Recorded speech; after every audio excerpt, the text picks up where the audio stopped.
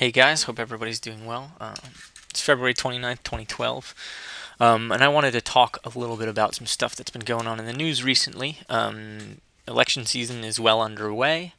The Republican primaries are going on, and so they're making news. The Michigan primary just went to Romney.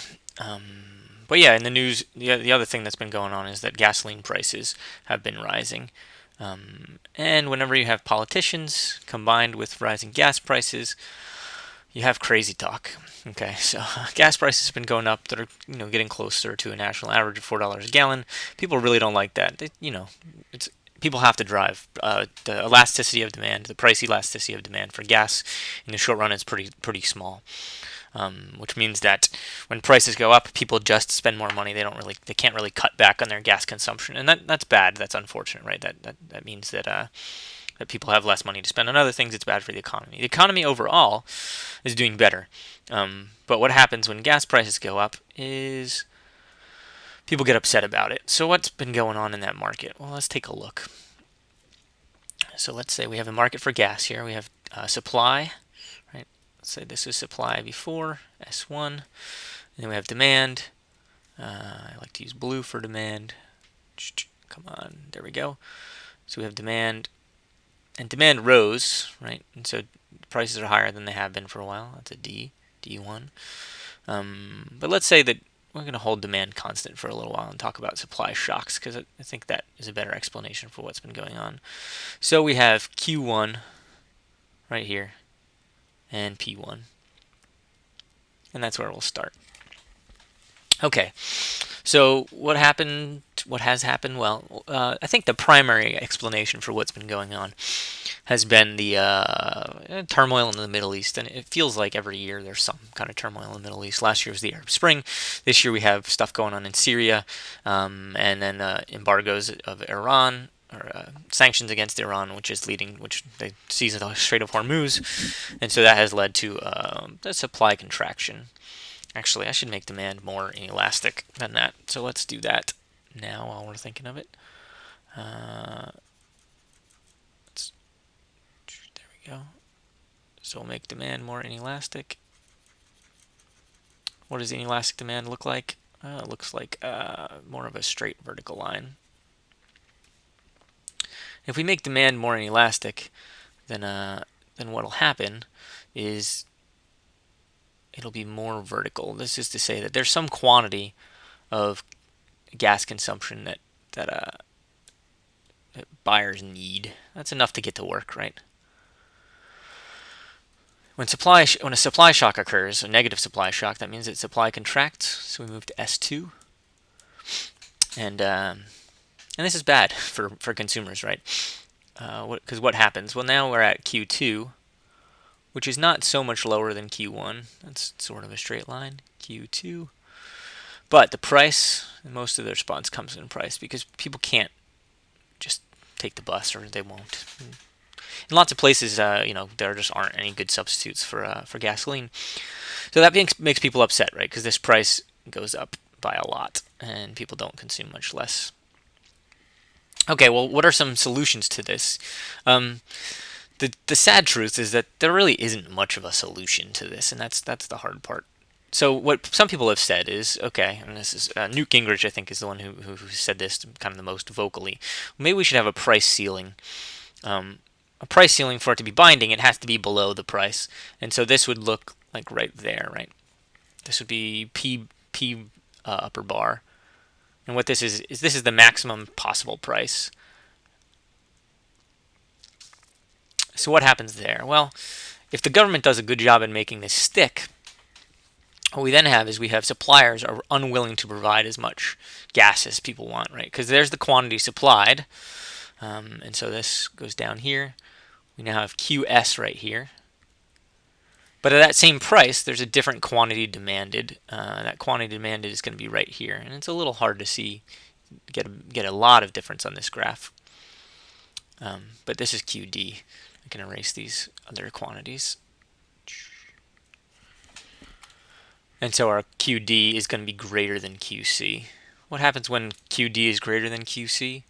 When the quantity demanded is greater than the quantity supplied, that means we have a shortage. And so that's what happens when you have a binding price ceiling.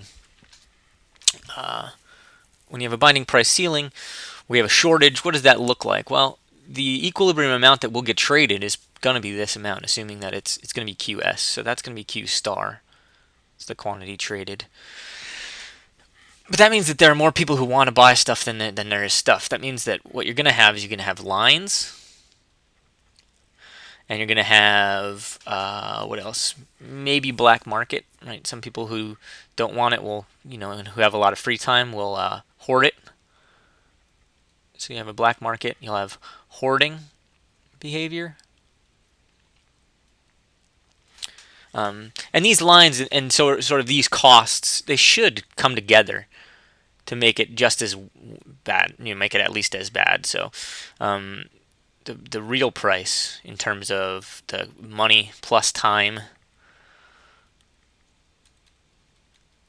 plus just general discomfort, it should be at least as high as the original price. That should be greater than or equal to P2, right? Because there's inefficiency. What that also means then is that there are some people who want it who can't get it. And I didn't, the D line, the demand line goes up higher than I have on my graph. But everybody beyond S here, these are people who are willing to pay a price that the supplier could afford to make it, but they can't get it. So this is going to be what we call dead weight loss. And that's sad. People don't like dead weight loss. Economists in particular don't like dead weight loss because if you would just get rid of this stupid price control, it wouldn't cause any trouble. It would cause political trouble. The price would still be high. But this isn't lines and black markets and hoarding. Those aren't exactly recipes for political contentment. Okay, so that's the problem with a price ceiling. So what we have in this case is a bad price ceiling. Now, one of the interesting things that I've read in the news recently, and I wanted to talk about a little bit, has been one other policy prescription for the other. Yeah, so let's take a look at this, where this market is. Again, we have two axes, quantity and price. And we have relatively inelastic demand. Let's see, like that. D. I'm just moving it over a little bit to give myself a little bit more space. And then we have supply, S. And that gives us equilibrium price and quantity. Boom, boom, boom. Q star. And P star. Now, Thomas Friedman, who's a columnist for the New York Times, mentioned this in his column, and a couple other people have talked about it, just sort of on the internet. And it's kind of an interesting concept. What people have said, and this is political suicide, if you ask me. So I think it, in some sense, it's a terrible idea. But some people have said, well, what if we had a binding price floor? That would be a good thing. Now, what we have here is we have P underbar. Try that again. P underbar, and this is going to be the the minimum price. Okay, so what happens here? Well, in some sense, this is just as bad as the price ceiling, right? Because what we now have is we have a quantity demanded, which is here. Let's do brown again. Quantity demanded. It's going to be right here. We have a higher price, but that doesn't reduce quantity demanded so much. And we have a quantity supplied, which is over here. Boom, boom. And quantity demanded in this case is less than quantity supplied. What happens when quantity demanded is less than quantity supplied? Well, now we have a surplus. This has the disadvantage of higher prices. But you don't have any of the lines, you don't have any of the hoarding type stuff. It also has the disadvantage of inefficient allocation of resources. Allocation. What does that mean? Well, what this means is that there are employees and firms who should not be making oil or gasoline, right? Everything to the right here this whole quantity. These people should not be making oil because it costs them more than the market is willing to bear, but they are making oil, and they maybe shouldn't be. And so, in a static analysis like this is a bad idea, because now we still have we have deadweight welfare loss. People are people who want to buy it. This is the minimum price, and then everybody to the right here, they can't afford it, and so we have a surplus. And then we also have the loss from the inefficient allocation of resources, and that's bad. And so the people who are making this argument actually seem much savvier than the people making the other argument, if you read their arguments. And the argument that they're making is what you would call, they're making this is a static argument, and they're making a dynamic argument. And what is their dynamic argument? Well, their dynamic argument is that this would increase exports. This would reduce gasoline dependency.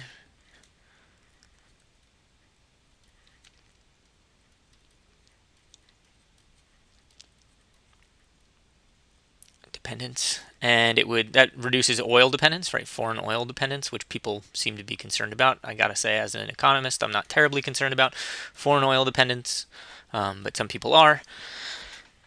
What other stuff? This is problematic, and the main counter argument here is that this increasing exports is not a good idea. Exports are the price we have to pay for stuff we want, and so this is kind of a mercantilist argument. It also favors the oil industry, right? This benefits the oil industry, and the bad thing here is that it doesn't just benefit our oil industry. Since the price is set on the global market, this will increase the world price of oil, and that benefits some people we like, right? This benefits Canada and Mexico, but it also benefits Venezuela and Iran, other oil producing and gas producing countries, and so it's kind of a blunt stick. So in terms of geopolitics, it's complicated. Geopolitically, it's kind of weird.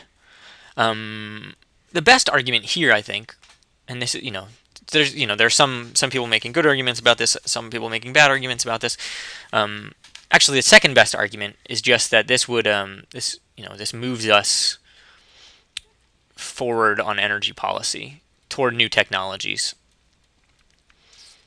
Because if we had a price floor, it's possible that some of the infant industries like solar or wind could improve, and so oil companies would like this, and it would benefit their competitors, right? Because now these competitors, these are substitutes. Solar and wind are substitutes, and when the price of a substitute goes up, then demand for the other substitute goes up. So that moves us forward on energy policy without incurring the wrath of kind of entrenched energy interests. But I think the better argument here is that environmentally, so we don't price environmental damages well.